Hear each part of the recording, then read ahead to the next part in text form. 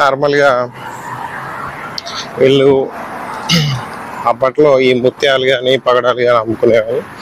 Return వచ్చినాక ఎంత లాభం వచ్చింది అని డిస్కషన్ చేసుకోవడానికి. ఇంకా ఇందులో చాలా టైప్స్ ఉంటాయి. అంటే చూడండి, చేపలు చేపలు అంటే ఈ చేపలు కదా, మేము చేప అంటాం కదా.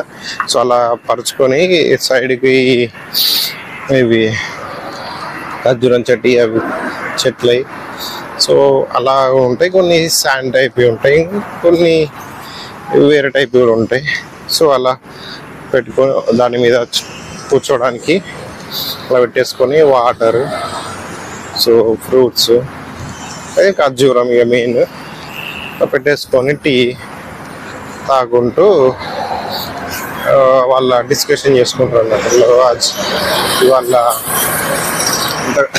ఎంత సేల్ అయినాయి, ఎంత ప్రాఫిట్ వచ్చినాయి అనే దాని గురించి ఉంటుంది అన్నట్టు.